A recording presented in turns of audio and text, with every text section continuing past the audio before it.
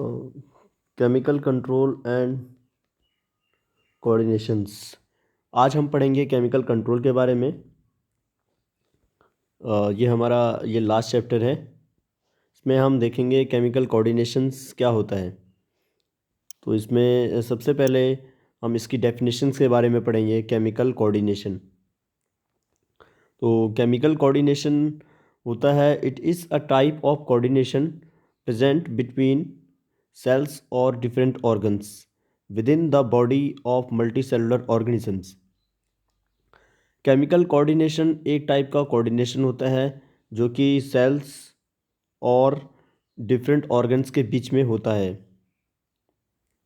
Multicellular organisms में ये देखने को मिलता है केमिकल कोऑर्डिनेशन, जो कि सेल्स और ऑर्गन के बीच में मिलता है। एक कनेक्शन के तौर पे देखा जा सकता है सेल्स और ऑर्गन के बीच में। In this kind of coordination a group of cells release specific chemicals. इसमें क्या होता है कि ग्रुप ऑफ सेल्स जो होते हैं, सेल्स के ग्रुप एक स्पेसिफिक केमिकल को रिलीज़ करते हैं जो कि रेगुलेट करते हैं एक्टिविटीज़ को। जो सेल्स होते हैं उनकी एक्टिविटीज़ को ये रेगुलेट करते हैं। ठीक है, हमारी बॉडी के जो सेल्स हैं वो कुछ स्पेसिफिक सेल्स होते हैं, वो स्पेसिफिक केमिकल्स को रिलीज़ करते हैं और वो कंट्रोल करते हैं और रेगुलेट करते हैं हमारे एक्टिविटी जो होती है सेल्स की, उनको। ठीक है, तो आई होप आपको ये समझ आ चुका होगा केमिकल कोऑर्डिनेशन। ये एक सेल्स और ऑर्गन के बीच का कोऑर्डिनेशन है, जो कि कुछ सेल्स होते हैं हमारी बॉडी में, ग्रुप ऑफ सेल्स, वो स्पेसिफिक केमिकल्स को रिलीज़ करते हैं और जो कि रेगुलेट करने के काम आते हैं हमारे जो बॉडी के सेल्स होते हैं उनको। ठीक है, अब हम देखेंगे हार्मोन्स। हार्मोन्स क्या होते हैं? केमिकल सब्सटेंस होते हैं, नॉन न्यूट्रेंट होते हैं, न्यूट्रेंट नहीं होते हैं, इंटरसेलुलर मैसेंजर होते हैं, यानी कि ये एक्स्ट्रा सेलुलर नहीं, सेल के अंदर होते हैं, इंटरसेलुलर मैसेंजर होते हैं, which are produced in trace amounts, जो कि प्रोड्यूस होते हैं बहुत कम अमाउंट में, ये प्रोड्यूस होते हैं हार्मोन्स। ठीक है, अब देखिए हार्मोन्स कहाँ से सीक्रेट होते हैं हमारी बॉडी में? ग्लैंड से। और ग्लैंड्स 3 टाइप के होते हैं। Glands are of 3 type. एक होता है एक्सोक्राइन, दूसरा है endocrine and third one is heterocrine. अब तीनों में क्या डिफरेंस है ये देख लेते हैं। एक्सोक्राइन जो होता है उसमें डक्ट प्रेजेंट होता है। ठीक है, उसमें डक्ट प्रेजेंट होता है जब एक्सोक्राइन में, और जबकि एंडोक्राइन में डक्टलेस होते हैं। ठीक है, एंडोक्राइन में डक्टलेस होते हैं और हेट्रोक्राइन में डक्ट होते भी हैं और डक्टलेस भी होते हैं। ठीक है, दोनों ही होते हैं, डक्ट भी होते हैं और डक्टलेस भी होते हैं। अब देख लेते हैं एक्सोक्राइन में क्या होता है। Secretion reach directly to target organs. अब एक्सोक्राइन में डक्ट होते हैं, इसलिए उनका जो सिक्रीशन होता है, यानी कि हॉर्मोन्स निकलते हैं जो उसमें, वो सीधा डायरेक्टली जाते हैं टारगेट ऑर्गन के पास, क्योंकि उनमें डक्ट प्रेजेंट होते हैं। और जबकि एंडोक्राइन में ये डक्टलेस होते हैं और सिक्रीशन होता है, पहले ब्लड में जाता है जो भी सिक्रीशन होता है हॉर्मोन्स का, और फिर ब्लड के बाद टारगेट ऑर्गन में जाते हैं, क्योंकि इनमें डक्ट प्रेजेंट नहीं होते हैं। ठीक है, और फिर टारगेट ऑर्गन में जाने के बाद तब वो अपना असर दिखाते हैं। हेट्रोक्राइन में ये इसमें जहाँ पर डक्ट होगा वहाँ पर वो डायरेक्टली जाएंगे टारगेट ऑर्गन में, और जहाँ पर डक्टलेस होगा वो पहले ब्लड में जाएंगे और फिर टारगेट ऑर्गन में। अब देख लेते हैं इनके कुछ एग्जांपल्स। एक्सोक्राइन के एग्जांपल्स हैं, कौन कौन से ग्लैंड हैं? एक है काउपर्स ग्लैंड, दूसरा मेमरी ग्लैंड, तीसरा है सुडोरीफेरस ग्लैंड, जिसको हम स्वेट ग्लैंड भी बोलते हैं। ठीक है, और एक और है सिबेसियस ग्लैंड, जिसको ऑयल ग्लैंड भी बोलते हैं। ठीक है, अब देखिए इसमें, अब एंडोक्राइन का एग्जांपल देख लेते हैं, हाइपोथैलेमस और थैलेमस। हाइपोथैलेमस और थाइमस जो है वो एंडोक्राइन का एग्जाम्पल है जिसमें जो कि डक्टलेस होते हैं, ठीक है। अब है हेट्रोक्राइन का। हेट्रोक्राइन के एग्जाम्पल हैं पेंक्रियास, जिनमें दोनों होते हैं, डक्ट भी और डक्टस भी, ऐसे टेस्टिस और ओवरीज। तो ये तो थे कुछ एग्जाम्पल्स तीनों ग्लैंड्स के।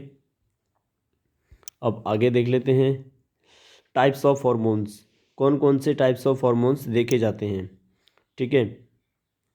अब देखिए ये प्लाज्मा मेम्ब्रेन है, ये ये ठीक है। और फैट जो है, फैट फैट हमारी उसमें न्यूट्रिएंट में पाया जाता है, ये वाटर इंसॉल्युबल होते हैं, ठीक है। वाटर इंसॉल्युबल होते हैं फैट। और ये प्रोटीन है, ये protein molecules, P for protein, protein होते हैं water soluble. Fat water insoluble होते हैं और ये प्रोटीन जो होते हैं वो वाटर सॉल्युबल होते हैं, ठीक है। अब जो प्लाज्मा मेम्ब्रेन होती है ये सेल्स की, ये लिपिड बाइलेयर होते हैं, यानी कि हाइड्रोफोबिक होते हैं, ठीक है, लिपिड बाइलेयर से बने होते हैं। अब जो जो वाटर इंसॉल्युबल होते हैं वो देखिए किस तरीके से अंदर यहाँ पर पहुँचते हैं हमारे उसमें प्लाज्मा मेम्ब्रेन से अंदर। फैट वाटर इंसॉल्युबल जो होते हैं वो डायरेक्टली हमारे उसमें अंदर चले जाते हैं सेल्स प्लाज्मा मेम्ब्रेन के पार। लेकिन जो वाटर इंसॉल्युबल होते हैं जैसे वाटर सॉल्युबल होते हैं जैसे प्रोटीन, उनके लिए पहले मेम्ब्रेन बाउंड रिसेप्टर होते हैं, फिर इससे अटैच होने के बाद वो डायरेक्टली फिर अंदर जाते हैं, ठीक है। तो पहले ये मेम्ब्रेन बाउंड रिसेप्टर से बाइंड होंगे जो वाटर सॉल्युबल प्रोटीन होते हैं, उसके बाद वो अंदर जाएंगे प्लाज्मा मेम्ब्रेन से अंदर सेल के अंदर, ठीक है। तो अब इसमें देख लेते हैं, पहला है हमारा, हम पढ़ रहे हैं टाइप्स ऑफ हॉर्मोन्स, ठीक है। पहला है पेप्टाइड हॉर्मोन्स, ये वाटर सॉल्युबल होते हैं। जैसा कि मैंने बताया कि जो वाटर सॉल्युबल होते हैं वो उनको मेम्ब्रेन बाउंड रिसेप्टर की ज़रूरत पड़ती है प्लाज्मा मेम्ब्रेन में, उसके बाद वो अंदर प्लाज्मा मेम्ब्रेन के अंदर एंट्री करते हैं। ये सेकेंडरी मैसेंजर होते हैं, इनके एग्जांपल है glucagon, insulin, oxytocin and relaxin. ये सब हैं वाटर सॉल्युबल हैं, मेम्ब्रेन बाउंड रिसेप्टर की ज़रूरत इनको पड़ती है इनको। ये सब हैं पेप्टाइड हार्मोन्स के एग्जांपल। अब देख लेते हैं दूसरा, सेकंड वन इज स्टेरॉइड। अब हम पढ़ेंगे स्टेरॉइड। स्टेरॉइड के कुछ एग्जांपल हैं testosterone, estrogen, progesterone, androgen and cortisol, ठीक है। ये सारे एग्जांपल हैं स्टेरॉइड के, ये हार्मोन्स हैं। And third one is biogenic amines, ठीक है। बायोजेनिक अमीन्स ड्राइव होते हैं अमीनो एसिड से।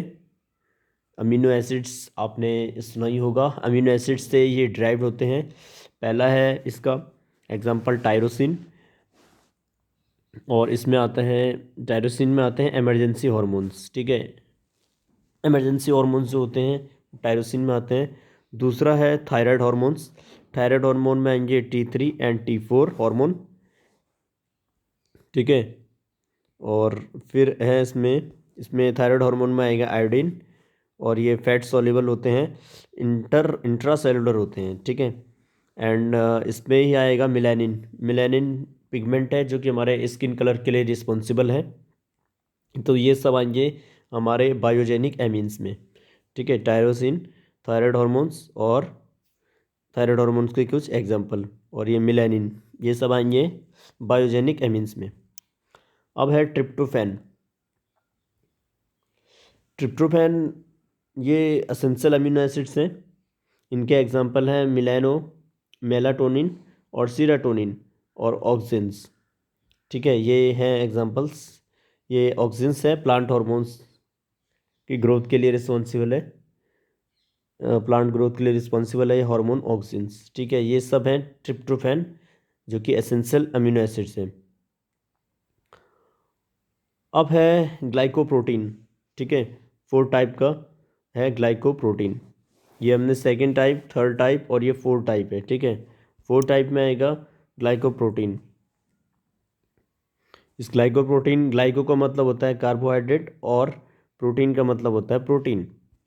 तो ये कार्बोहाइड्रेट और प्रोटीन से मिलके बने होते हैं। इनके एग्जांपल हैं TCH, इनकी thyroid stimulating hormone, LH luteinizing hormone, और FSH फॉलिकल स्टिमुलेटिंग हार्मोन्स। तो ये थे examples, hormones, types of hormones और उनके एग्जांपल्स।